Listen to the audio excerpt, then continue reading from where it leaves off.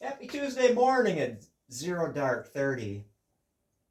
I don't have to be in the work at 8, so explain why I get up at 5 o'clock, but gives me a chance just to think randomly here. My thoughts on stuff.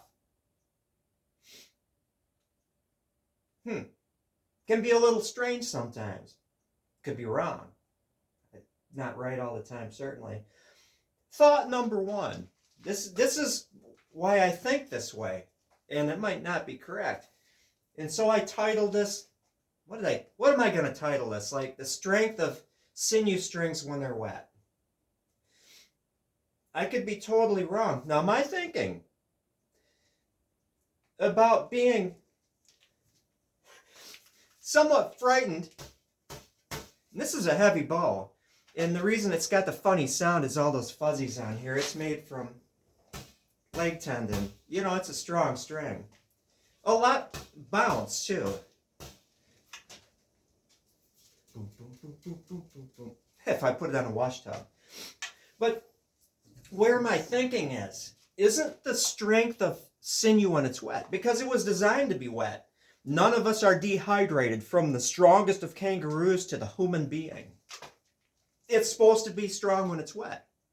My thinking, why I would be afeared to use a wet sinew string, it's all those little junctions. And if you've ever dealt it with sinew, you realize it is the slipperiest stuff in the world. Tying a knot in it, when it's wet. That's just my thinking, and I might be wrong. When you're taking something and you're twisting it and sticking it together, it's entirely possible that there's enough friction in those fibers that every time you pop it when it's wet, it's not going to be sliding past itself. Maybe, I could be totally wrong.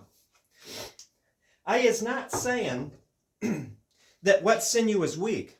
Far from it. It's strong. Strong as heck. Sorry for the rough language. It's just those fibers, every time it pops, that's what I was concerned about. And again, I might be totally wrong. Guess I need to test it. I'm not willing to test this one, obviously. Because it's a really long string, and it took a long time to make out of leg tendons. But I guess I owe it to the universe, as Ryan Gill tests things, as was pointed out in one of my comments, to see, really, can it hold up? Maybe, drop a weight or make a bow or do some way to pull it. I don't know. Again, it's not that sinew is wet or weak when it's wet. It's just the slipperiness, and every time you pop it, I was thinking that maybe things would slide past each other, and it would just take one section to come apart. But I don't know. Might be wrong. Bear fat, pitch, some beeswax might make it so it'll hold together after a episode of shooting enough, and then you can certainly dry it next to a fire in your house if you have a house. Just saying. And sinew back bows, I'll just keep saying it. You could certainly use them as soon as the sinew is dry. They could be awesome bows. I'm just saying that I believe, and I've seen it for myself. Just the longer it waits, I mean, not 100 years, just the ultimately better it would be. But think of it as it's like a curve on a graph. Probably like this, rather, because it dries very quickly in the beginning, and let's say this axis is the greatness axis, and this is the drying axis. It dries very fast at first, and every period of time, be it a day or a week or whatever, that you wait after a certain period of time, it kind of tapers off. So there is a point, where it gets to be far away from the ultimate, a curved graph, like 89% awesome. And then it takes like another 2 months to reach from 89% awesome to 100% awesome. An 89%, that's a strong B or an A minus, depending on your grading system. Hell, in physics, it would have been an ultra A. You know, because I had physics classes, even physics classes where you'd use calculus, you know, or like a 60 would be an A, as long as you show all your work. Just saying. The next thing, I kind of chickened out a little bit. I did. Charlie Chicken here. Got that, the TC100 flat rear tire, and they do get squirrely, you know, when you have a flat tire. It's going from inflated to flat. Now I was going to put a 3.5 by 18, a massive motorcycle tire on it. And I chickened out and just got a little knobbier 3-inch wide by 18-inch rim on it. I mean, that's the stock, so why figure it? And I was basing that on Hadakas. You know, there's people that would, because a Hadaka Super Rat, I believe, came with a Super Rat, came with a 3.25 by 18. And people are putting 3.5 by 18 on it. You know, there's enough room in the swing arm. And even 4.10s on it. And that's not, I don't think, 4.10 inches wide. I think that 0.1 is actually like the aspect ratio. Its tire measurements are weird. But yeah, I'm looking at it. This is deep, deep motorcycle knowledge here. Is that the modern AJS, which is made in China, that's just a fact. Scrambler, 125 Super Scrambler, whatever it's called, 71, AJS 71 Scrambler, has a whopping 10 horsepower. That's not much. That's really anemic for a 125. Detuned, of course, for emissions. And I'm sure there's going to be a cottage industry to, you know, get it up to what the horsepower should be. But that TC100 73 stock has 11 horsepower. And the racing kit would boost it up to 17. That's major, you know, the racing kit, because people would build their motocross bikes back in the day. Unless you had a Hadaka. Then it was ready for desert racing right away. And I know people are laughing. 100cc motorcycle? 125cc motorcycle for racing? Yeah. You know, people did that. Even adult people.